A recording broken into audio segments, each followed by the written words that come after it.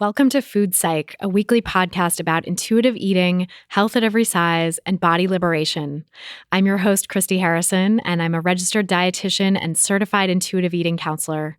Join me as I talk with interesting people from all walks of life about their relationships with food and their bodies. I remember I was teething, little gums bleeding, cried every evening, it was all about eating. When I became a teen, it was all about beef, and now I'm ready for the world, trying to sink my teeth in, stacking it. Hey there, welcome to episode 112 of Food Psych. I'm your host, Christy Harrison, and today I have an amazing guest for you, someone I've been wanting to have on the podcast for a very long time, and we finally made it happen. I have Jes Baker on the show today, and for those of you who don't know Jes, she is a writer, blogger, and speaker who has a blog called The Militant Baker and a wonderful first book called Things No One Will Tell Fat Girls. And she's just fantastic. She's a really powerful speaker in this space, and she preaches the importance of body autonomy, self-love, mental health, and strong coffee.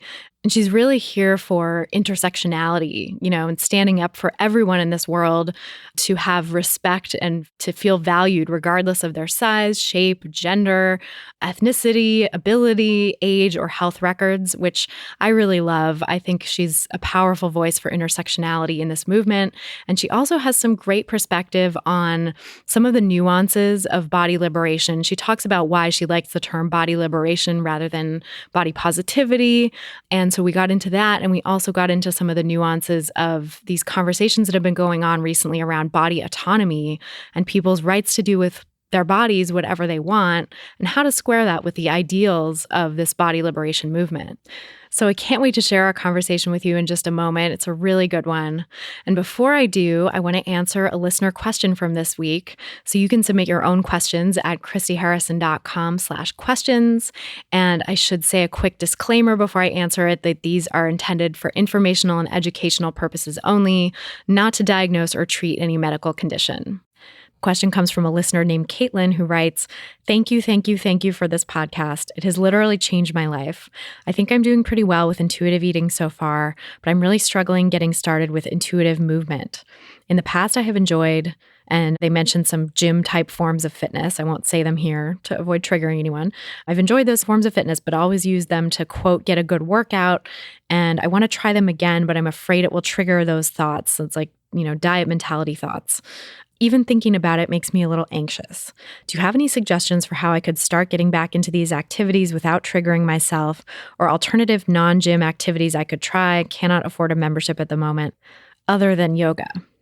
So this is a great question, and it's definitely very common for people to have this experience of, feeling like you could easily be triggered back into using movement as an instrumental exercise as opposed to joyful movement, right? Because if you've had that kind of relationship with movement in the past, the wiring in your brain to do it again can be very strong. And so the first thing I would say is don't push yourself to do these forms of movement until you're ready. And maybe that means walking away from them for a long time or potentially for the rest of your life. Like if you are triggered back into the diet mentality and feel like you're using certain forms of activity as compensation or to justify your eating, that is going to be a process to sort of undo the entanglement of certain forms of activity with those thoughts.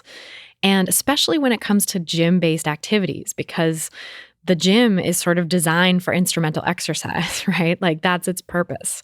Gym culture evolved sort of in tandem with diet culture, right? Gym culture is very much a part of diet culture. And to find a gym or a space to engage with fitness and movement that has nothing to do with changing your body or feeling like you're making it into more of a quote unquote good body or socially acceptable body, that's extremely hard to find. It's very hard to find spaces that are gym type settings that don't have a lot of the diet culture baggage around them. So it may be a good idea to step away from gym style activities indefinitely. And that is something that I've seen many of my clients do. That's something I have done. I haven't set foot in a gym in probably 7 years or something like that. So it's totally possible to have joyful movement in your life and not do it in a way, in a setting that could be potentially very triggering. So, that said, if you do find down the line that you're really missing those activities and you're wanting to do them from a purely joyful place, that's one thing. But it sounds like right now, the fear or the apprehension that they're going to be triggering is very strong with you. And that might be something to listen to. That might be your intuition telling you, like, hey, this is probably going to be a triggering situation and let's stay away. So try to listen to that instinct, right? Trust that and step away from those activities. You do mention that you don't want to do yoga, right? That, you're asking for non-gym activities other than yoga. I would encourage you, I don't know if you have an aversive reaction to yoga, if you've tried it and really hated it, or, if there's some issue with yoga for you, but I think the benefit of yoga, the best thing about yoga for people who are recovering from these instrumental types of relationships with movement is that it teaches you a new way of relating to movement. So doing yoga could be sort of a stepping stone for you to getting back into a more joyful relationship with movement. And if you treat it like that, if you sort of put aside maybe some judgments you have about yoga or some bad experiences you've had in the past and think of it as a way to kind of retrain your brain in thinking about moving your body, it could be a very therapeutic and helpful tool for you. And of course, I say this just having read your question, not knowing anything about your body's particular abilities or disabilities, perhaps. So if you have any, injuries or disabilities where yoga is contraindicated, then obviously this doesn't apply. And, I should say too, with all of this advice that I'm giving for this one listener, everybody listening to this is in a different place with movement, right? So some folks might have never had this instrumental relationship with movement and that's not their thing. Some folks might be in it still. Some of you might be listening and engaging in movement from a very compensatory place or in a compulsive way.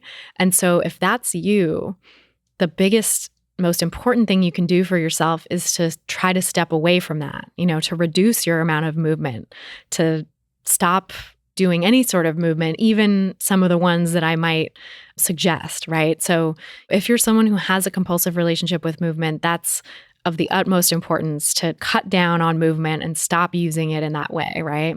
Easier said than done, of course. It's not like you just stop, but to make that effort is actually self-care for you, right? That's going to contribute to your healing. If you have that relationship with movement right now, the most important thing for you, the best thing for your health really is to stop doing so much movement and ultimately maybe to take a complete break from movement. For many folks recovering from eating disorders and disordered relationships with movement, like stopping intentional movement altogether other than, walking around in your life, like walking to your car or whatever, stopping intentional movement is the best thing you can do for yourself. So if that's you, know that that's what's beneficial to you. If that's not you, if that's someone like maybe this listener who asked the question where maybe they're ready to start recovering their relationship with movement and have cut off the compulsion, they're not engaging in the compulsion anymore right now, that's a time when yoga could be really helpful because it can, again, help you connect with non-instrumental reasons to move your body and how it feels in your body to move. And when you find a good yoga teacher, many yoga teachers teach this, but of course, finding the right yoga teacher, especially for someone in a larger body or of bodies of varying abilities, it's really important to find a teacher who gets it. So you might need to shop around a little bit if you have a few yoga studios in your area. You can also try online resources. I love Anna Guest Jelly of Curvy Yoga. And Jessamine Stanley and Dana Falsetti also have some great yoga classes available on Cody. So I'll link to both of those in the show notes.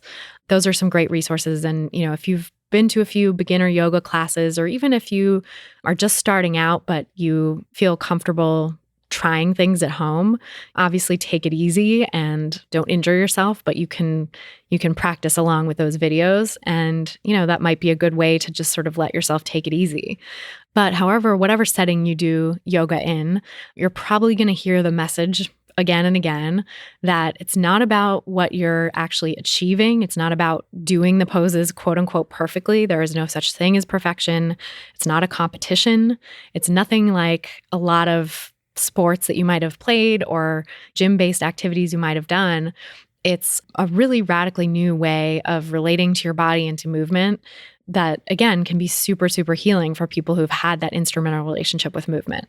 So learning to slow down and tune into how things feel, learning how to back off when you're noticing that you're getting tired and give your body a rest when it needs it, having full permission to rest when you need to, and trusting that that does not mean there's anything wrong with you, that there's people in the yoga class who might be doing a really complicated pose, and you're absolutely more than allowed to do the simpler version of that pose or not do that pose at all and just take a rest, right? So that kind of practice is really important for setting the foundation to engage in other styles of movement from a non-instrumental, non-compensatory place. And then some other styles of movement that are not gym-based, but other than yoga that you might want to try or think about trying and see how that feels, see what kind of, thoughts and feelings it brings up. Could be dancing around your living room, right? Or going for a walk, or doing some stretching, not yoga, but just kind of stretching it out in your house.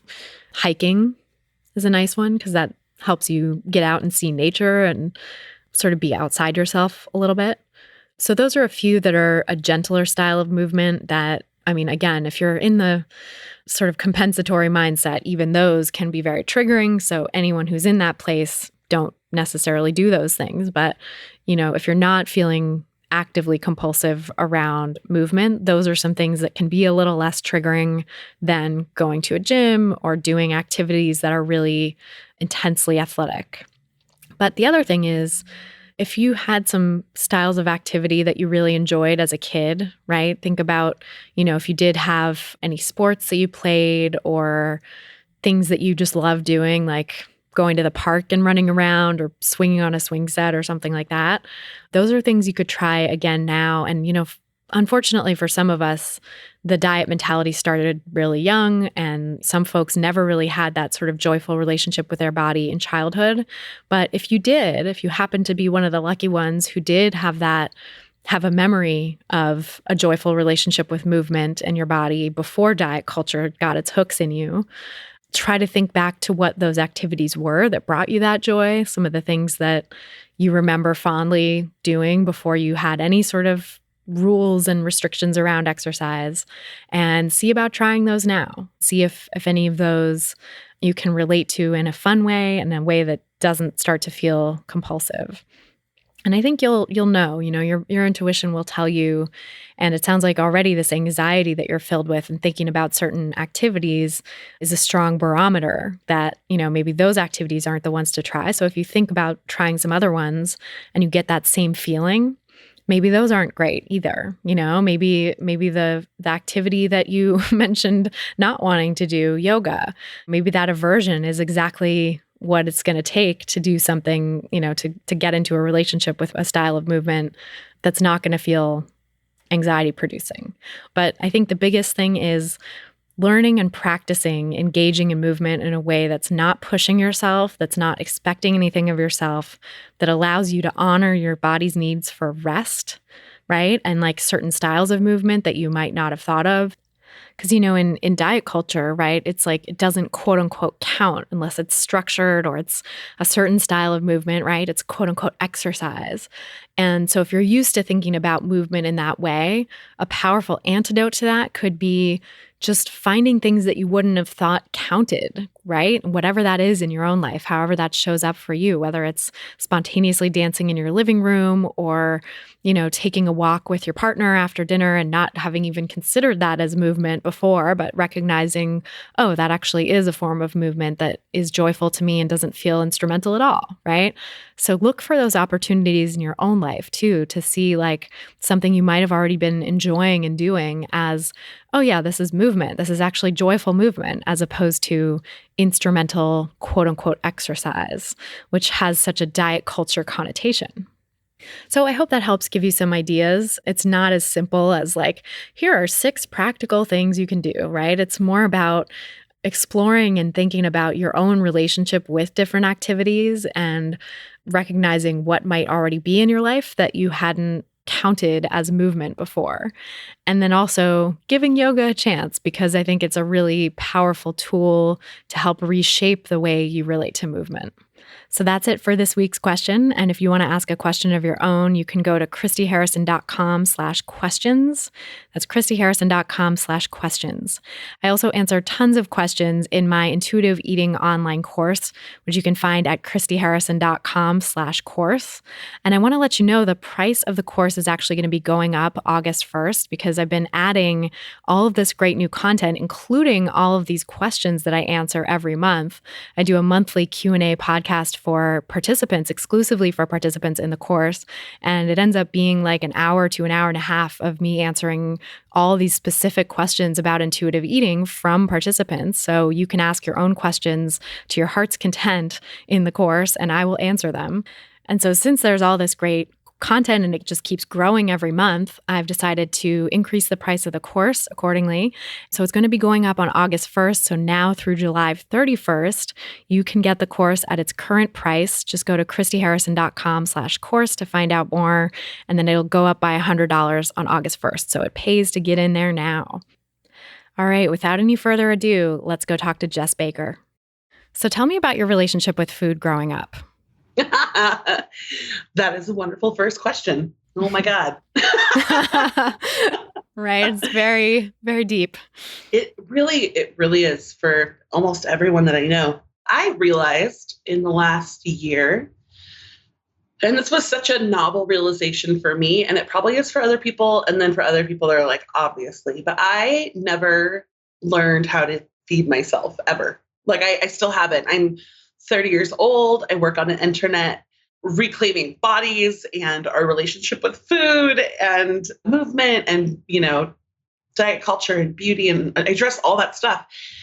And I don't know how to feed myself. And that is such a strange realization to have. Mm-hmm. It comes from a lot of different things. It comes from growing up in poverty. I was really, really poor as a child. And that changed it changed for my family when I was in college. So I basically spent my whole life growing up without enough, not knowing where food was going to come from. So an empty fridge to me still causes this very subtle amount of panic. And I don't even fully understand that as somebody who's introspective and has been doing therapy for 8 years and all of that. And I still don't quite understand how deep that is seated in my core. So growing up in poverty, never having enough create the scarcity complex. And then, as I went off to college and started providing for myself, I then had already been and was fully invested in diet culture, which is another form of scarcity. And so my body, my entire life has never been able to trust that there will be food for me. And it's really fascinating. I'm starting to explore it with Dana of Be Nourished. Have you ever heard of Be Nourished? Absolutely. Yeah, I've had them both on my podcast. They're wonderful. Oh, they're so great. They're great. Some of my favorite humans. For those who don't know who they are, they work with this concept of body trust. And she calls herself, she's a non-diet dietitian, Dana, and Hillary's therapist. And together they work with individuals and clinicians, which is the super important part, to remove fat phobia, fat stigma from our medical practices and focus on whole healing. And so it was a very humble moment for me when I started only a few months ago. And I was like, oh my God, I don't know how to eat.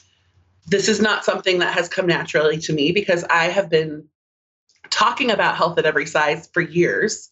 I've been teaching the concepts, right? When I lecture, I am very informed on it. I wrote a chapter on health that was loved by Linda Bacon. Like I get it logically, but on a very core cellular subconscious level, I don't understand any of it. And so after knowing and just assuming that it would be like integrated into my life in this very simple way, and I would just naturally know how to intuitively eat, I realized after years that that's not the case. So my childhood has complicated my relationship with food. Diet culture has complicated my relationship with food, and I don't have one. It's very toxic, unhealthy. If we're going to go, I like to talk about mental health. We always talk about physical health, but mentally it's very unhealthy. And that's okay. I mean, it is what it is. And we're all doing the best we can. And it's not like we owe anyone an excellent relationship with food, but it's something I want to work on. I'm fascinated by it. I'm fascinated by the amount of recovery work that it's going to take to learn how to trust myself, to learn how to overcome that feeling of there never being enough for me in this world in many ways. I mean, it doesn't just stop with food. It stops in a lot of when you don't have money as privilege, power, and freedom. You often feel like there's not enough. So I've been working with Dana of Be Nourished, and I kind of feel like a 5-year-old, some of the conversations we have where I'm like, man, I can't believe this is a revelation for me. Like, I feel like a 2-year-old knows this, but that's kind of where I'm at with food. And it's been really incredible to start digging underneath, to stop work. I have this privilege of being able to right now not just focus on surviving like I have for so long, but to have like an inch of space to also look at my past and work on the deeper things underneath. So it's complicated. It's tenuous. I'm in the middle of it. I don't really know where I'm going. I just know that I don't know how to feed myself. I'm 30 years old. I'm a body image advocate online. I'm on this podcast and had no idea how to feed myself. That's where I'm at with it. Thank you for sharing that, because I feel like that's so important for people to hear and understand. Like, you can have such, intellectual understanding of this stuff, and yet to translate into your own life these practices of intuitive eating and health at every size, it's a whole other ballgame, right? It's not just the intellectual knowing is not just enough. Absolutely. And one thing that Dana shared with me is that that's so common for everyone. We read intuitive eating and we just soak it in. We read it in a day. We're so enthralled with the concept of body trust and intuitive eating and loving your body and health at every size and all of these concepts that make logical sense on the top layer. But that doesn't mean that we instantly know how to practice them. And so I think it's important to talk about, because I was never told by anyone, not that it's anyone else's responsibility, but I want to be the person to share this, that these concepts are wonderful and they give us an alternative framework to exist within. And we must have that. And it's really, really hard. And that last part, I never really heard anywhere. It was just like, here's the solution. And you're like, great, I'm going to be able to do this. And then when you fail, you kind of feel that shame resurface from a different area. And so it's hard. It's recovery work. As someone who's worked in mental health for years, this stuff is painful and long, maybe a lifetime's worth of work. And it's not just something that just like, now that you get it, you do it. It doesn't really work that way. So I'm letting people off the hook left and right for knowing everything there is to know about these concepts and still not being able to implement them into our life, because we're human and that's just the way it works. Absolutely. Yeah. And I think it's so important to think about also like how long you spent not trusting your body and not knowing how to feed yourself, and like the deprivation mindset was present for so long in your life and is present for so long in so many people's lives that, if people don't have a memory of being an intuitive eater as a child, or for some people, it's like there's maybe a few years of dieting or something like that, and they get a little off track, but they can come back pretty easily just with an intellectual understanding. But for folks who've had years of a different way of being disconnected from your body and being, having that deprivation, and that the socioeconomic realities of it too, right? Yes. The privilege of being raised with intuitive eating versus the lack of privilege in not having enough food. It's very hard to be an intuitive eater when you don't have enough food. Yeah. And, it's so complicated. It is so complex. And there's so many facets of this. I can only speak, obviously, my truth, but I've been talking to some of the people that I respect most online, that are very visible, very fearless seeming, very inspirational, ones I respect and love, a couple dozen almost. And we all share the same story. It just comes from different places. And some of us have, a pile up of all of them together, and some of us have just a couple. But I think that it even comes down to like being an infant, and that cycle of crying and being fed and having your needs met and then being able to sleep and when that cycle gets broken. So even just how what you had access to as an infant, pre-verbal, when you are not fed, when you cry or taken care of, you learn to not trust the world at that age. And so there's just so many reasons for it. And I feel like compassion is the most important thing if we're going to go forward with this type of discussion when it comes to body image and body acceptance and fat acceptance and all of that within our online communities. We all have these very complex stories that could start pre-verbally and we don't know what other people's stories are. And I see a lot of judgment on others, and I'm not perfect. And of course, I'm sure I've contributed to this harsh conversations as well. But I think when we address other people, this is kind of where my brain is at. When we address other people, their stories, their decisions, we have to acknowledge that, if it wasn't an infant incident, it was a life in poverty. Or if it wasn't a life in poverty, it was the trauma of growing up in a fat body. If it wasn't the trauma of growing up in a fat body, it was something else. And, we all kind of go through, we have a lifetime of history behind us, and not much of it is kind when it comes to our bodies, simply because of the world we live in. Mm-hmm. That is such a great point. And I think you're right. The discussion around this stuff can get sort of accusatory or toxic sometimes because people expect that body positivity or intuitive eating is going to come easily. Yeah. So, I'm curious, in your experience of poverty, like, what do you think people should understand about growing up with that lack of privilege that really gets in the way of your having an intuitive relationship with food?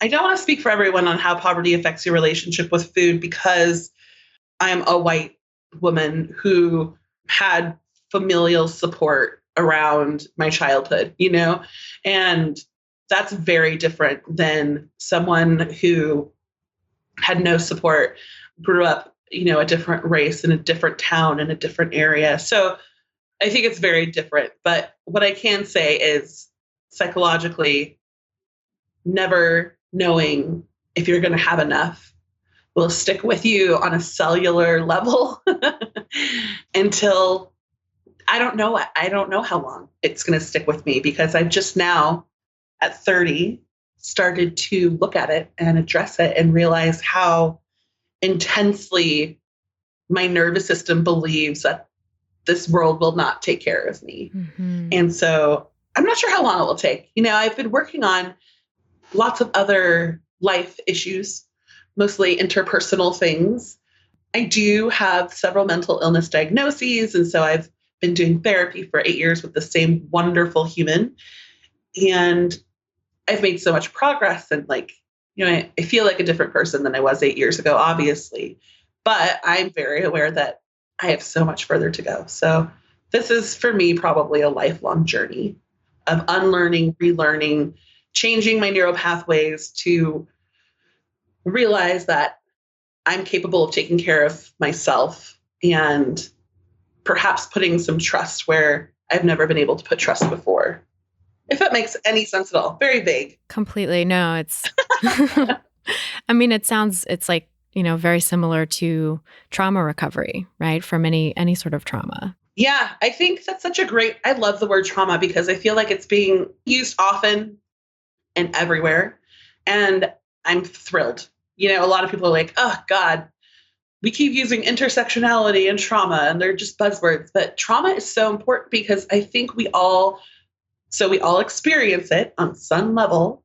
And so we can to some degree understand it in others. And I think that's really important. And trauma can compound, and depending on your identities and your experiences and your history, you can develop an extraordinary amount of trauma. But I love being able to talk about it. I'm so glad we have a word that most people understand. And yes, fat shaming is trauma. Poverty causes trauma. Any form of bigotry causes trauma. And so we can all kind of understand a little bit where we're all coming from. And I love that. So let's use trauma as much as we can. I'll say it a million times. Yeah, I think that's so important to think about because it does really connect all of these disparate experiences that people might go through that have a very similar effect on the nervous system, right? Yes, Like that's what the real lasting effects of trauma are, is that it exactly. shapes your nervous system and your neural pathways, like you said, to react to things that might not even be, the circumstances might be different now. And I also have a PTSD diagnosis, and I'm working through some complex trauma, and certainly don't have the trauma of living in a fat body or a non-white body, but plenty of other identities and kind of circumstances to create trauma, right? So it's like trauma can live in so many different people, so many different identities. Yes. I will never forget when my therapist, this was years ago, she said, we live in a trauma based civilization and it's only going to increase to be more so. And I was like, huh, it was like, oh, okay, somebody understands. And as someone who still fights stigma around mental illness, I guess that's why I get so excited when we're able to talk about something very fundamental like trauma. That's why I'm excited, is because it's been so othered and it's you, not me. I am normal, you're not. And so this trauma is this strange bonding term that we all experience. And it connects the mind and body, which is another thing that our world struggles and has always struggled to do. And we see the physical repercussions of mental trauma, and we see the mental repercussions of physical trauma. And so it's really connecting. Anyways, this is why I get so excited. That's such a brilliant point. I hadn't thought about it in quite that way before, but that's exactly it, right? It affects our mind and body, and it connects them in these strange ways. Yeah. Okay, I'm done ranting about how wonderful the word trauma is. We can move on. Yes. Oh, I love it. Well, so it's interesting too to think about all the different kinds of trauma that people experience, right? And that certain types of trauma and certain identities don't experience the same sort of recurring trauma on a daily basis that, maybe others do, right? So like living in a fat body in a fat phobic society is something that causes a great deal of trauma for people, maybe acute sort of moments of trauma in childhood or whenever in life, right? But then there's this sort of constant re-triggering of the trauma and re-traumatizing and new events causing more trauma. So I'm curious to hear you speak to like the process of recovering from the trauma around living in your body in this society and what you've found helpful in terms of like clapping back to all of these triggers that we have living in diet culture. Well, I used to think my politics around bodies, it's changed a lot in the last 5 years. And I think that's natural and I think it's good. And I think if someone were to start at the beginning and then never move forward in 5 years, that might be concerning. Mm-hmm. So I'm okay with it, even though it feels a little strange to look back and see my old, things I was so convinced of 5 years ago. And that's okay. I think it's a natural process. But I used to really feel that you could pep talk your way out of anything. And I think I was really into optimism, even though on my good days, I'm mildly optimistic. My mom is the most like naturally optimistic person I know. And I'm like, oh, where did that get lost in our genetics? I really wish I had that. I'll just call myself a realist. And now I realize that it's great to have positive wants, wishes, and affirmations, but that's not necessarily going to fix society. And I think we have to look at that. I think a really interesting example of this that's very current right now is Roxane Gay and her new book, Hunger. And there's a lot of controversy, disappointingly so, within body communities about hunger. Have you had a chance to read it yet? I started it. I am listening to it on audiobook, and I'm probably about 6 chapters in. I will say it's causing me some feelings that it's hard to get through because yes, I'm a survivor of sexual assault as well, and so I kind of have to be careful what I take in. Yes. Yeah. Good job. Good job. Okay. Yeah. Thank you. Yeah. Well, I think it's a really interesting narrative to look at because no one else is Roxanne Gay, right? And I was watching when it came out, and there was some, not everywhere, but there was some lash out against a fat body writing about not liking their fat body, about distancing themselves from their fat body with food, about being generally unhappy in a fat body when, and the point of view is kind of understandable. It's like, look, we've been fighting against this our whole life. Like this narrative, it feels detrimental. But the reality is that narrative is just as important.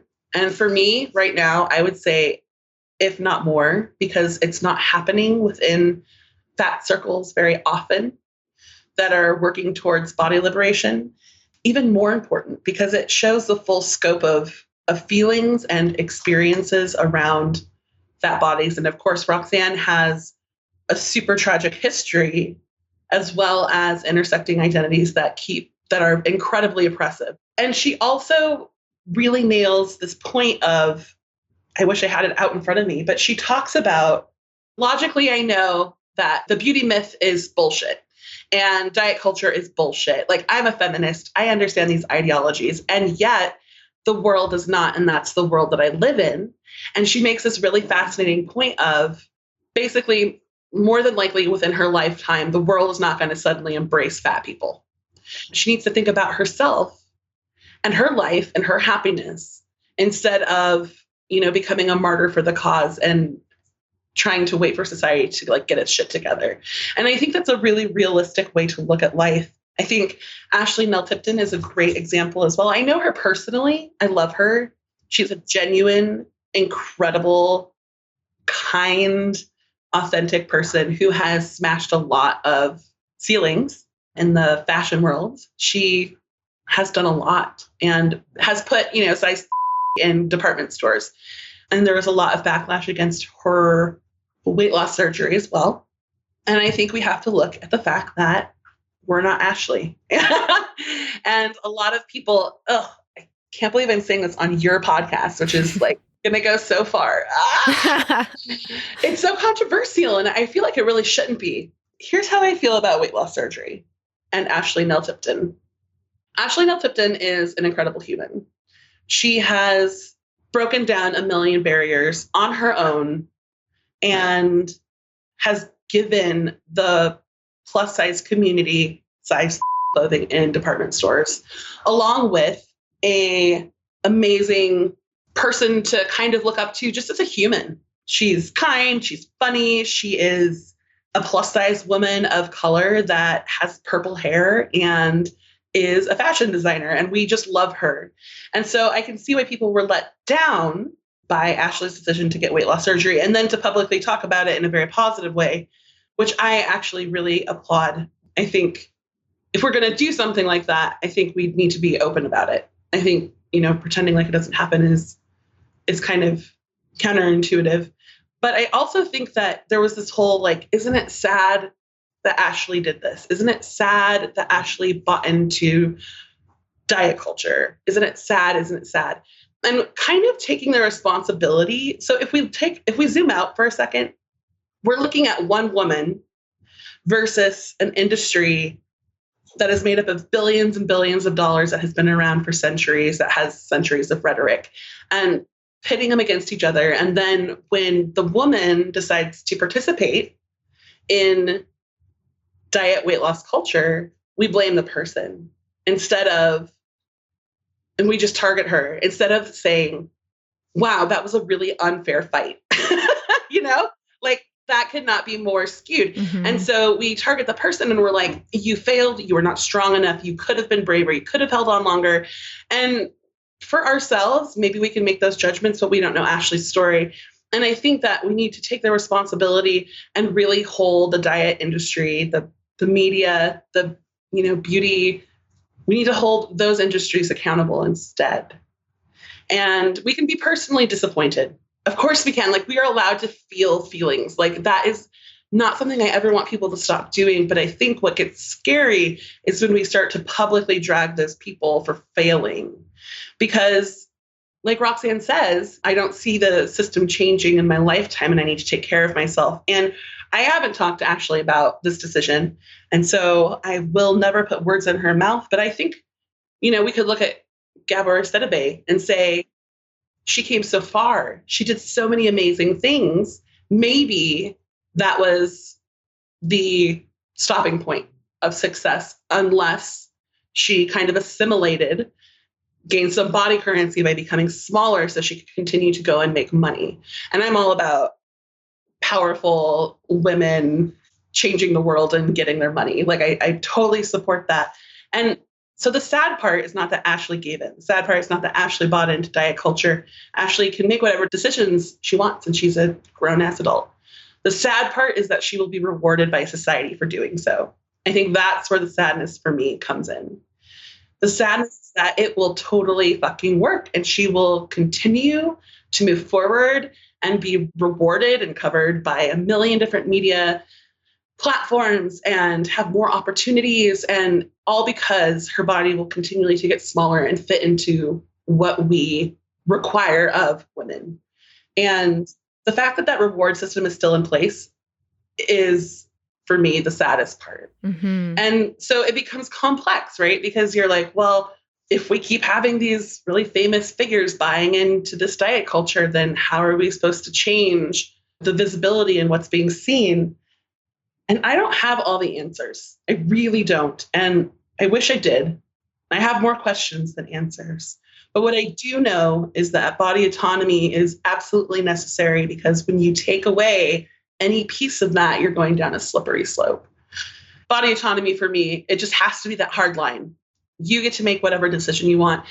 And I want to just also be extra clear and reiterate that people are allowed to have whatever feelings they want. And how can we not, right? Like, seeing someone, I watch the grief over celebrities that die online, and it's like, wow, there's so much. I don't feel as strongly as many people do when celebrities die, but I see the mourning and grief online. And I feel like that's so fair. Like, people mean so much to us, especially in a world where there are not many powerful fat women. To watch someone we look up to, we gain nonverbal permission from, even just to exist, to watch that person transition to the dark side is what it feels like, is devastating. I get that. I really do. And I have to admit that I've been let down by people in my own mind, but that doesn't change the actual fact that people have to be able to make their own decisions. And we need to find a way to process that ourselves without lashing out at them to the point where they're sobbing in their room because, thousands of people have written the worst possible reactionary responses to their personal decision. So it's complicated. Oh, it's so complicated. And those are such important points to bring up, because I think body autonomy is such a core of the body acceptance movement and the fat acceptance movement and health at every size. Like, that is a foundation on which these things rest, right? That we all have the right to do whatever we want with our bodies. And I think, to me, the thing that I usually will sort of add in there that Virgie Tovar has said, and we discussed this a little bit on her recent episode, was that people have the right to do whatever they want with their bodies, but they can't do whatever they want and call it body positive or call it fat acceptance or call it health at every size. Like, there is a definition of those things, right? Especially, body positive is a super problematic term, but like, say, fat acceptance. Like, if you do end up going over to what I do kind of feel too is the dark side, but again, that's every person's right to make their own decisions. And we live in a culture that puts so much pressure on people to conform in that way that, of course, we're going to have a lot of people fall prey to it and not be able to carry the mantle of being like a body image hero, because that is a real burden to bear as well. So we have that, but Joni Edelman is the person I'm thinking of, right? With sort of initially trying to paint what she was doing in pursuing intentional weight loss as body positive. That's where I think it gets super confusing and tricky. And we just have to say, like, well, no, she's totally allowed to do what she wants with her body, but that's not actually body acceptance, right? That's not having body acceptance. It's doing a different thing. And you can be on board with the ideals of these movements to some extent and then make a different choice for yourself. And that's totally your right, right? Everybody's right. But to then sort of be like, well, no, what I did is still body positive.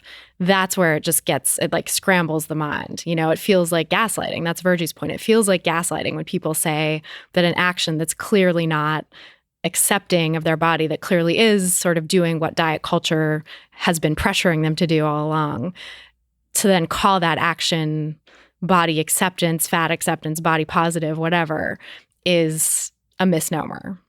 It's interesting. You just brought up like 7 landmines in 1 minute. I have conflicting feelings about, we do have to take it in a case-by-case basis, don't we? Because there is no giant brush that we can paint everyone with.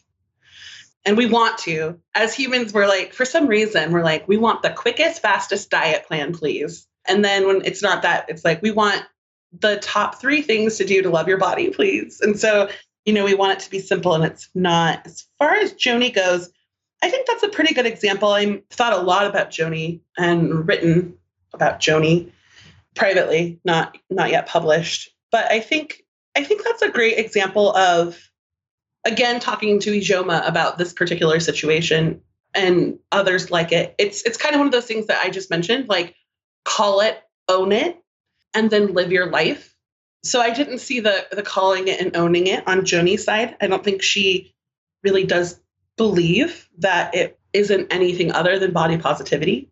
But I also think that shines a huge light on the problematic labels we keep throwing all over the place. And there's so many of them at this point that whenever I go and I speak in public, I'm like, body, whatever the fuck this is. Like, I don't know what to call it anymore because I don't identify with, it's so messy and gray. And so you have people like Virgie who are black and white all over the place, like absolutely no weight loss, absolutely no diet culture, absolutely not XYZ. And I don't find that to be a great model because I feel like there's no flexibility to be human within that model.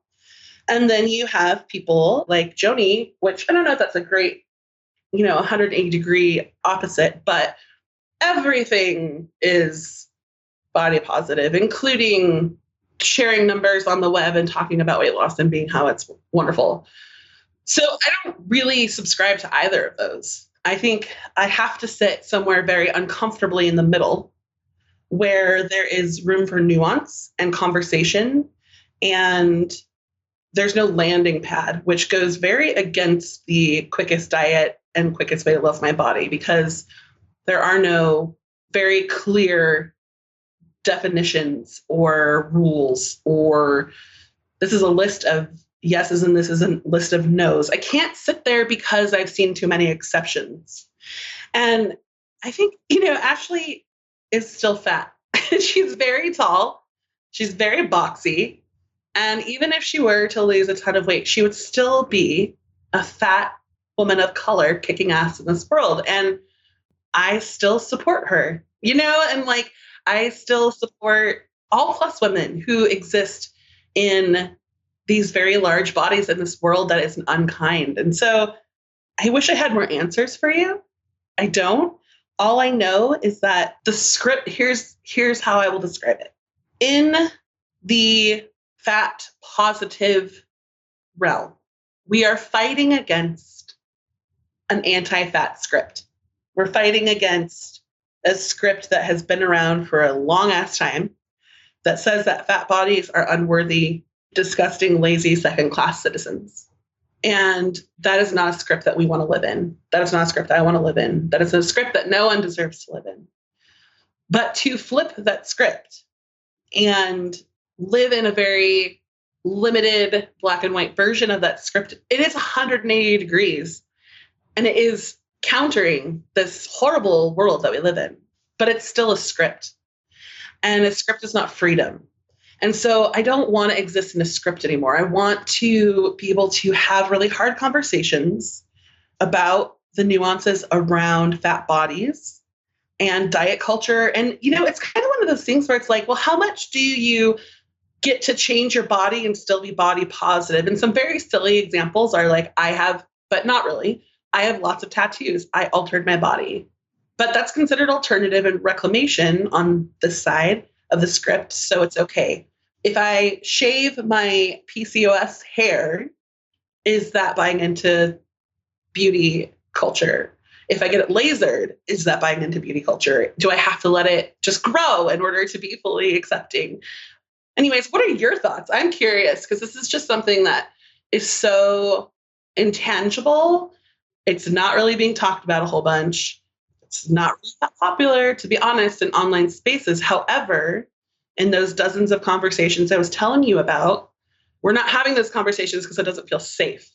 And having them one-on-one is really powerful. And I'm feeling that a lot of us feel the same way. So I'd love to hear your thoughts. Totally. I mean, so many thoughts on all this stuff. And I will say, as a person living in a thin body, like, who am I to even say, right? Well, I'm asking. Yeah, I'm curious. No. You talk to a lot of people. Yes, I do. I know. And I mean, I think, my personal experience is one thing, but my, experience of talking to people and working with clients is a different thing. So like from that experience, I have a little more insight maybe that I could draw from. But I also think, to your point about the sort of analogies of body hair or buying into the patriarchal beauty standards in some way, right? I've thought about that a lot in my personal life because, I wear makeup, I shave my legs, I, do things that patriarchy tells me to do, right? In a lot of ways. And it's not just a choice, like the choice feminism line on that is to say like, oh, well, that's your choice. You could do it or not do it. And whatever you want to do, it's feminist, which to me, it's not that really, because like it's so much easier in a patriarchal society to shave my legs and to wear makeup. And I'm not going to get called, people aren't going to think I'm like a child or really tired if I go out with makeup. Whereas if I go out without makeup, those are the sort of judgments that have been put on me, like you look really young. What are you doing in this space? Or you look really tired. Are you okay? Are you healthy? Like, so I think there are definitely certain ways in which buying in a little bit to beauty culture helps you get shit done in the world. Of course. Right? Like, obviously. Yes. That's like our way of being seen and accepted in spaces where we wouldn't be if we did the totally radical thing all the time. So what you're talking about in terms of like weight loss surgery or trying to change your body in some way that might fit the cultural ideal more is kind of analogous. It's kind of the same thing, but it makes me uncomfortable because I'm like, well, I think I want to be a voice and create a space for a totally different way of thinking about bodies that really says all bodies are acceptable just as they are. And even if you didn't shave your legs, and even if you didn't wear makeup, and even if you are in a fat body and don't do anything to change it, like that's okay. That should be celebrated. You deserve to accept yourself and love yourself, whatever body you show up in. And thinking of this analogy of like pressure, there's so much pressure coming in on the outside that like we're sort of crumbling under it, right? Like each individual can crumble under the weight of all that. And so to create sort of a bubble and a space that has its own pressure pushing back to like maybe give the people within this bubble a little bit of breathing room and ability to like stay whole is really important, right? Like that's what the sort of hard line I think about this movement is this attempt to create a bubble with its own reverse pressure.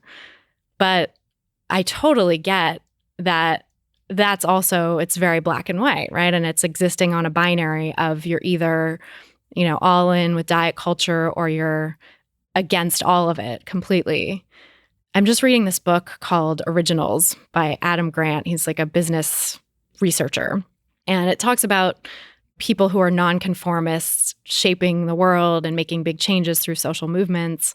And his argument is that, we need people who are the real radicals, and then people who are kind of Trojan horses, he calls them, who like buy in enough to the status quo that they can take the radical ideas into the spaces that they wouldn't be able to go otherwise and sort of mainstream them. Oh my God, so many feelings. Right? Yeah, it's so complex thinking about that, because in some senses I'm like, oh, I see how I'm sort of a Trojan horse in some ways in this space. Is he talking about allies, or is he really talking about mainstreaming? If we were to take the body positive movement, is he talking about mainstreaming fat bodies, or is he talking about thin bodies taking, because they are accessible, taking the message? Because those are very different things. Very different things. Yeah.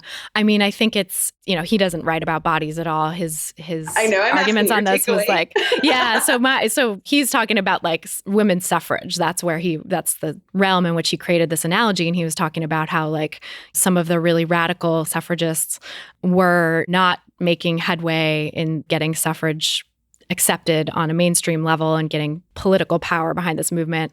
And it was people who were more the Trojan horses that kind of ushered it in and sort of got it across the finish line to become law.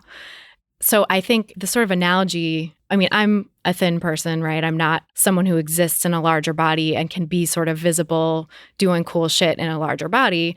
But I think my role is to highlight the voices of people in larger bodies, to bring a lens on this issue that, as a person who is in a thin body and also white and has some conventional attractiveness and has a bunch of letters after my name, like educational privilege and professional privilege, I can reach people that might not listen to someone who didn't have all that stuff, right? Which sucks. Like, it sucks that gives me privilege. And I wish we lived in a society where people would be taken seriously and have their stories listened to, whatever body they existed in, whatever amount of education they had, whatever their skin color was, et cetera. But the fact that we live in a society right now that doesn't means that my role here can be being a Trojan horse of these messages, I guess, and helping them reach people, bringing these concepts to a wider audience. I think that's something that fat acceptance activists and allies can do together. Yeah. Okay, a couple things. One, I want to talk about the bubble that you talked about a little while back to create the safe space from the outside pressures. And then I want to talk about the mainstreaming of body positivity. Is that okay? Totally. Yeah. Okay.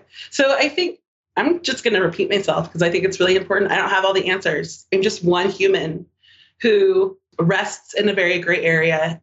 So this is not gospel. I'm not telling people this is like the right way. I'm just telling you my feelings about this. This bubble that we create is necessary. And that's where I want you to know that my politics around bodies seem very cattywampus to a lot of people, I think, at this point, because they're conflicting. But I don't think it's because they fight against each other. I think it's because we don't have a space for them to coexist in yet. And I want that space to exist someday. I see both sides. So I want a space, and we'll talk about this with mainstreaming of body positivity. I don't know why I'm not able to say positivity today. Maybe I've said it too many times in my life. First of all, let's just put this out here. I don't like the term body positivity. There's so many different words now for this very generalized conversation we're having. The one I have found that works for me is body liberation. And it's very, very different in my mind. The definition behind body liberation has a lot to do with resting within that gray area. I don't really subscribe to body love, even though it's something that I used for a really long time. And I like the concept of body love as it stands, but it has been co-opted so many times that it's no longer something that I even remotely see like the original meaning in. Does that make sense? Mm-hmm, totally. So, and body positivity and BOPO and like all that shit. Like, I don't know what that means anymore because it has been scattered across a million platforms by a million people. So I'm going to just go with body liberation. That's what I believe in. That's what my blog says now. So when it comes to body liberation in this bubble, we have to have safe spaces, right? We have to have places where we can go. We need sanctuaries. And I get it because I have gained, I don't know how many pounds, a significant amount of weight to the point where people look at me differently in the last 4 years. And I was fat before. So I am beyond acceptable online fat. And it's really hard when like thin people get fat shamed to like not use numbers and put fat in a social context because we call everybody fat all the time. But we'll just say that like I am take pictures of me at Walmart fat. I am middle seat is always left empty in Southwest boarding fat. I am people take me less seriously when I lecture than they did 4 years ago fat. So that's kind of where I am. So when I enter the world, it is not nice for me. And I have so much fucking privilege. And just because of my size, it is trauma upon trauma upon trauma, like microaggression against fat people. And so it sucks. And of course, I want to have this community where they get it, they experience it, and it is the opposite of what I experience in real life because the world is not changing quick enough. If anything, I think it's just reinventing its horrible self in horrible new ways. So I get that we want to keep everything that triggers any form of feeling lesser than outside of our spaces. However, I think that we have kind of shot ourselves in the foot when it comes to the spaces we have created for the most part. At least that's what I've been seeing. And of course, it depends on who you interact with online. But here's an example. We're not having all the conversations. We're only having the ones that are the 180-degree flipped script. And I think that's problematic. I heard of a friend who is part of a radical group of fat babes. And one of their friends had chosen to get weight loss surgery. I don't know the reasoning behind it. It doesn't matter. She chose to get weight loss surgery and was so terrified of telling her friends and the judgment and anger that she didn't. She didn't tell any of her radical fat babe friends what decisions she had made. And so, that's really tragic, of course, not being able to have that conversation. But then what happened is she died of complications in her home and no one knew. And they found her 3 days later. And that to me is what happens when we're not like, it gives me chills. It makes me want to cry. I have so many intense feelings about that person specifically and everyone like her. And that's what happens when we do not have gray area conversations. So to keep everything out and draw that hard line, to me, that is what happens. And it's not a positive thing. So then it becomes, well, how do we have these really hard conversations in a safe space? And the reality is that right now it's really difficult. And the reason that there was so much backlash against Joni, Ashley, anyone, first of all, I want to just make sure that we are very clear that Ashley and Gabourey Sidibe are women of color with unconventionally fat bodies who are in huge spotlights. And same with Roxane Gay. And so those experiences, I just want to like separate them from other conversations we're having because that's a whole other narrative level story that most people within this online fat activism space can't identify with. So it's really scary to me, especially when we judge people that we don't understand all of what it's like to live in their body. Joni is a smaller fat. She's white. I think she more closely resembles a lot of the people who are vocal in this conversation. But anyways, again, talking to Ijoma Ulo, and I was like, oh my God, what are we going to do? This is just a mess. Like everything's a mess. And the reality is that the reason it's a mess is because we are all so wounded. And this is not anything new. This is something I've been talking about for a long time. And I get it. So if we're on the front lines of fat activism, body liberation, body love, whatever, we're there because we've been harmed and we want the world to change. And we do not want other people to have to go through what we did, right? Mm-hmm. That's why we're doing it. Yeah. That means that we are basically walking open wounds because this shit is so real and it's so unfair and it is so harmful. And like we have been targets for so long for whatever reason. This goes, with all movements, of course. And so the people fighting it's so unfair. The people fighting this, all of us, are wounded, hurt. We are fucking surviving in a world that doesn't want us to survive. We are not only doing that, we are also fighting for liberation from this bullshit that we've had to endure and has fucked us up. And so these are the people then reacting to Joni's comments, to Ashley's weight loss, to all of these other things. And we're all coming from this very triggered, reactionary, wounded space, which I think is why things escalate so fast. And it's understandable. It's totally understandable. Like, we have not been able to rest our entire life, right? Like, we live in a world that it's visual. They know we're not okay the second they look at us and they tell us so. So we're tired, we're wounded, we're, never rested. And I'm talking on like a cellular, like soul level. And so we're reacting. And so then it escalates and it becomes what looks to me as inefficient and unmanageable. And I'm going to just insert right here that all of this is okay. This is natural. This is what happens. This is real life. We are real people with real issues and oppression. And it is what it is for humans. And I have to allow humans to be humans. But what I'm saying is it's not exactly the best we can do, I think. I think we can somehow do better and heal more. And within these interviews that I did, the same thing came up. What's the solution to this problem of disposability within social justice circles and this escalation and this kicking people out of the club for making a mistake when we all make mistakes? And the answer is compassion, of course, empathy, but those are hard. So what we really need is therapy and healing. But that's a privilege. So, like, how do we get these huge masses of people access to therapy? Because therapy is elitist, really. I mean, to be able to go to therapy is not a luxury most people have. And so the answer from Ijoma and many others is that we need to become the therapists within our community. And that is not a new concept. This is something that most social justice movements have. Like, the communities becomes the healers. So we somehow need to transition from posting Instagram hate notes with knife emojis about a woman's decision to get weight loss surgery. We need to transition that into somehow working on our own healing and then offering healing to others. And you got me on how to do that. It's something I've been thinking about a lot because we need the healing within our communities.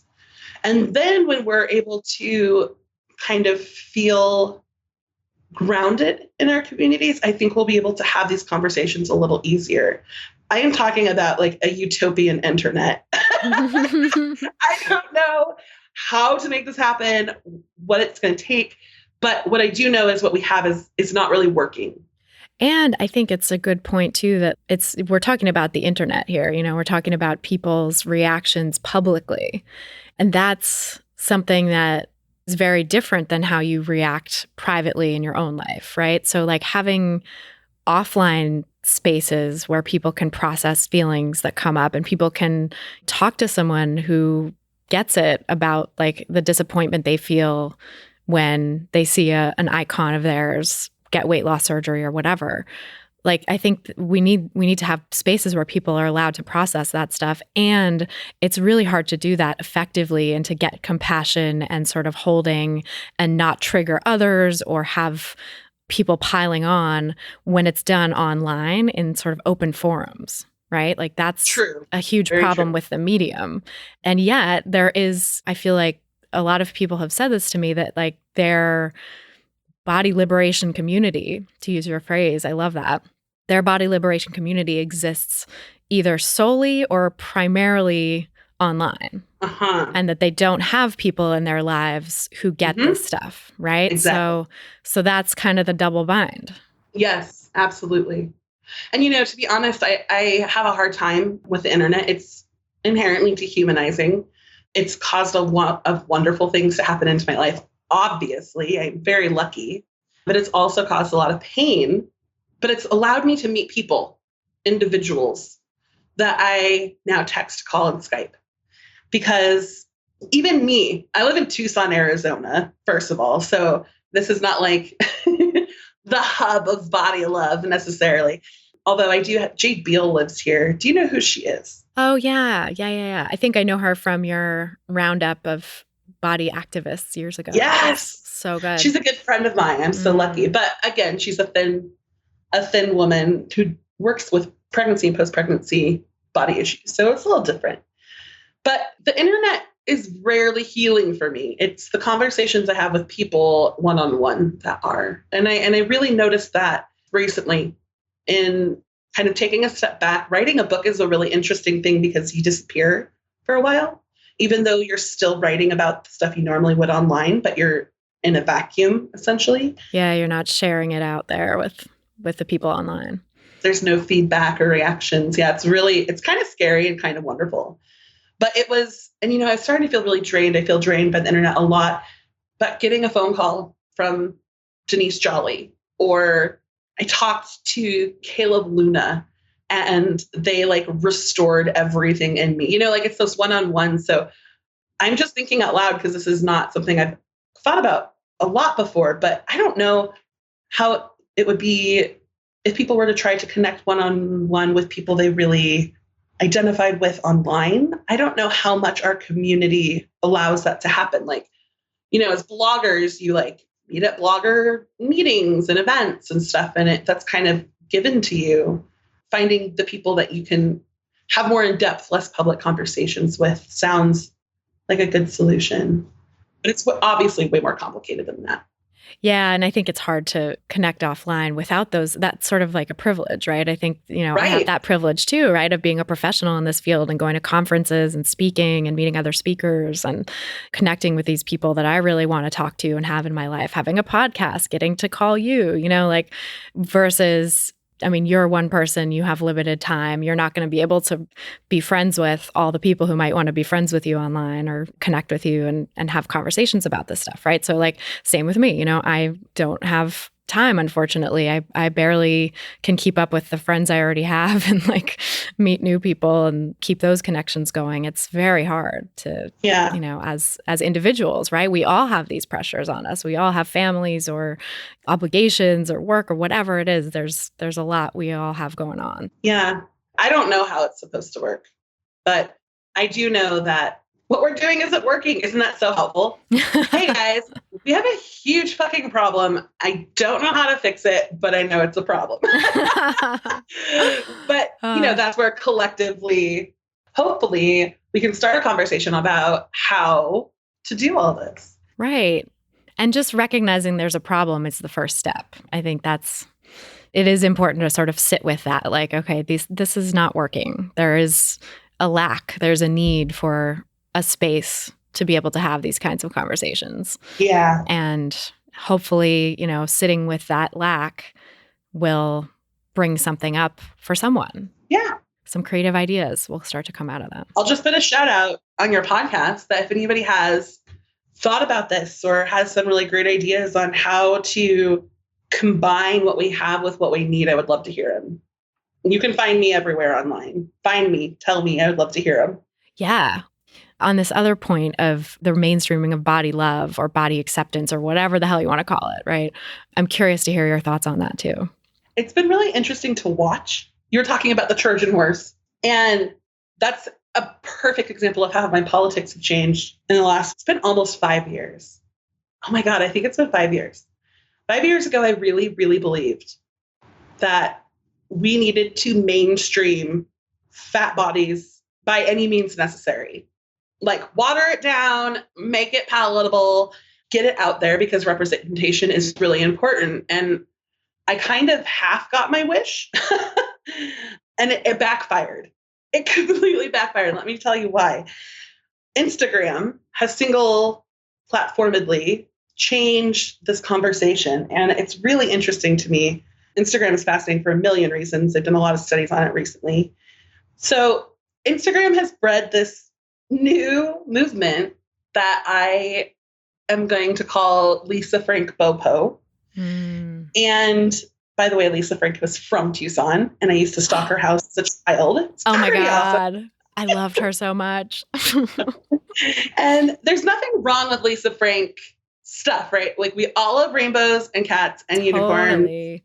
And gumball machines and penguins that surf. It's really cute and wonderful. And there's nothing wrong with that. And I don't believe in a world void of happiness. I don't think we need to constantly eradicate happiness from our body advocacy. However, what Lisa Frank Bopo has done is centered thin white female bodies. And again, and so you have this, let's mainstream body acceptance.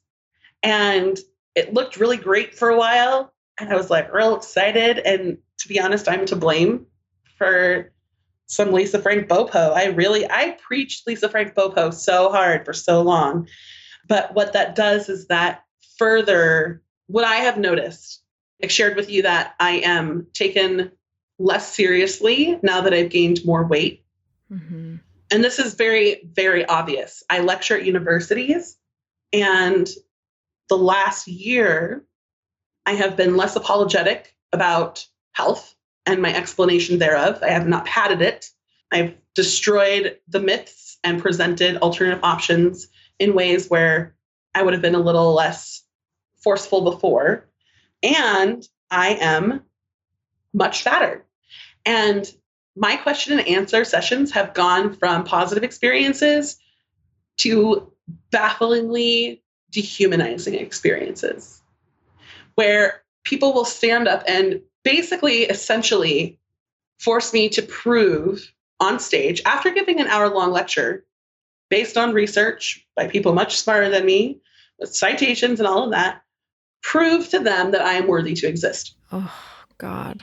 Oh, it sucks. That sounds so painful. It is really exhausting. I leave those very exhausted. And it comes with this, I believe everyone should love their bodies, but, and that is the statement that comes from Lisa Frank Bopo, because we are centering thin white bodies who are only talking about thin white bodies.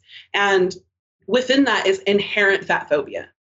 And there are a lot of eating disorder accounts. And I really believe, don't get me wrong, that everyone is dealing with shit. Like, I do not pretend like any person has it easy on this planet. You know, like we all have been targeted by diet, weight loss, and beauty industry issues. Like we all deal with them. It doesn't matter what you look like.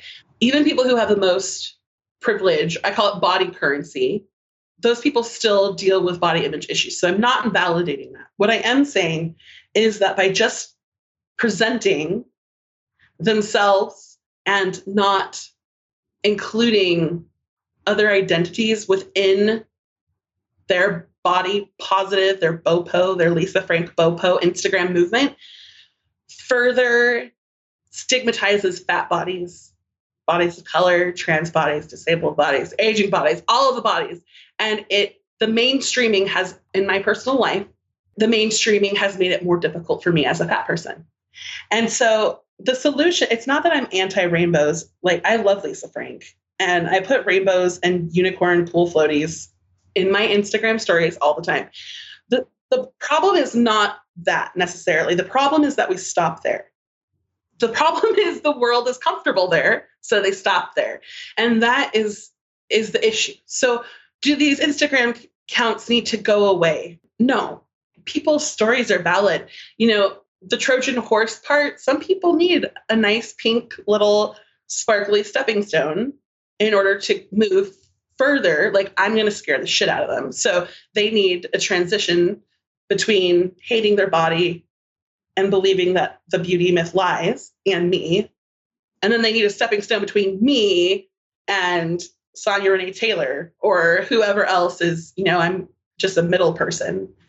And so we don't need to necessarily get rid of the accounts, but what we do need to do is include actual body issues in there. So we need to be, in every single body account, we need to be talking about fat and health and the myths there. We need to be talking about racism. We need to be talking about disabled representation. We need to be talking about trans issues. We need to be talking about aging issues. We need to be talking about people who don't fit into any of the fucking boxes we create, even within the body movement. And when we're not doing that, we're actively harming other people. And so that's my issue with Lisa Frank Bopo. I'll be writing about it so that's a little more clear. It feels really sad to me that it's become, and this is like not surprising, like the beauty myth, when people were like, I don't give a shit about makeup anymore, I want to be natural, a magazine created a nude makeup line so that they would rebuy in. It just looked differently. Right. And so we are we're now selling inclusivity instead of using exclusivity. It's so similar and it's kind of gross. Yeah, it is. So to summarize, I don't want to invalidate anybody's experiences because it harms everyone. People's stories are important. And it's okay to use kittens and rainbows and unicorns, but we need to make sure that we go beyond that. We need to make sure we don't stop there. And I think that's the most important part. And the same goes for me as well. I'm not sitting here on a soapbox telling everyone that I'm better than they are. I have work to do as well. I am a white female who maybe is fat, real fat, but I went into a courtroom yesterday to defend a ticket I got. And the single fact that I lived through being pulled over and was able to go sit in a social justice courtroom in 2017 is a fucking privilege that people are not afforded. And that is mind-boggling and more fucked up than I won't scream. I won't scream on your podcast. No, I'm with you. I sit with an extraordinary amount of privilege. And so for me as well, I cannot just be focusing on fat bodies, as important as they are. I also need to be addressing all of the other issues that are intertwined because my oppression is your oppression and everyone's oppression is connected. And when we are not focusing on that, when we are not linking ourselves together, when we're not recognizing that we're all dealing with trauma to bring it full circle and that we all need to be each other's healers, we're not going to really make that much progress. That is so well said. Fuck yeah to that, because body liberation, I mean, when you say body liberation, it really does encapsulate all of it, right? It's the liberation of bodies, period, not bodies that fit into a certain box, right? That are up to a certain size or a certain color skin or able-bodied as opposed to having disabilities or whatever. Like it's all of it. Body acceptance, liberation, etc. has to be all bodies, or else it's nothing, or else it's meaningless. It's meaningful for one kind of person, and chances are that person already has some support. Yeah. Body liberation also allows people to not love their body, and I think that's really important. I think that when we tell people the ultimate goal is to love their body, that puts another form of pressure on a person, especially living within a society where they must exist that tells them that they should not. And we've talked about David and Goliath essentially before, and that's just really unfair. You don't have to love your body in order to live your best life. In fact, for me, my goal is for my body to just exist. Like existing is victory, and not letting my body hinder the way I perceive and live my life is the ultimate goal. Kind of to ignore my body at some point in a very balanced, healing, amazing way. Like, hey, this is just the thing that lets me engage with life. That's my goal. Not to obsessively love it, not to see it ranked on the beauty standard chart, not any of that. Not anymore. It is to live fucking life and let my body do that. And that's kind of where the liberation for me comes from. Liberated from everything, including standards of, you need to not hate so we're told to hate our body and we do that real well. And then we're told we have to love our body, and that's a struggle. And we end up spending so much energy within there. And I just feel like body liberation is perfect. It's existing is victory enough. And sometimes that's all we can do. So I'm all for body liberation. I love that. And yeah, to have your thoughts about your body get out of your way so that you can just be in your body and live your life. That's the ultimate goal. As much as possible, because we still have a world that is trying to hinder us, and we don't need to act like a dog pile on top of that, And systemic issues it's a long game. It's a long fight. It's a huge, huge, huge thing to tackle. And I work on it every day. And there are so many people who work on dismantling this fucked up system every day, but it's not happening today. And so the only thing we can do is liberate our thoughts from any idea or expectation that we need to be a certain thing, whatever that is. And so, the mental liberation, and I am going to just add in here that having a mental illness makes that even more complicated, right? So we have to acknowledge ableism in this as well. But that's really the only thing that we can try and change. That's really the only thing we have the most control over within this moment, is releasing ourselves of expectations and finding liberation. I love that. Well, tell us about your new book and oh my God, what that's about. I talked so much about what I've been processing in my book. The book is called, I believe it was tentative, might still be. It's called Land Whale. And I'm really excited about it. It's an essay memoir thing that's coming out in spring. And it's very different. I thought it was going to be easier to write than the last one. It really did. I thought, I've written a book before. This is going to be, I know the process. I'm working with the same editor. It's going to be great. It's been the most painful thing to write, because basically you're uncovering trauma. And then a few paragraphs later, you have to dig 7 layers deeper and then make it pretty.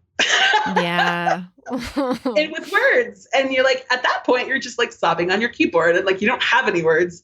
So it's been very exhausting. My pro tip to anyone is, if you ever write a memoir and get a offer contract, triple it and then sign it, and it will probably be worth it. So that's for future me, if I ever write another book that's a memoir. That's a great tip. But, there's funny things, and there's really sad, hard things, and there's I don't fucking know what I'm talking about things. Basically, what we talked about today is a little snippet, just the complexity of being a fat person. And childhood, growing up, college, growing up Mormon, that was a trip and a half. That added a lot of other interesting body attitudes that, that shit's weird. That's so fascinating. I can't wait. So spring of 2018? Yeah. Awesome. And then where can people find you in the meantime? I'm still blogging. There's nothing that makes you want to blog more than having a book deadline. You're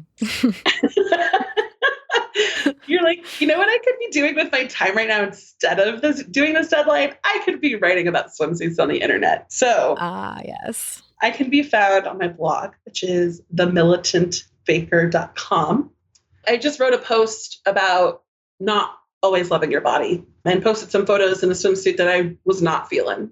And you never really know with the internet. You think you would, but what hits and what is a miss. And this exploded. And I think people really identify with I've been working on this for years and still have a hard time. So I blog there. And if you want some awesome thought-provoking articles, you can go to my Facebook.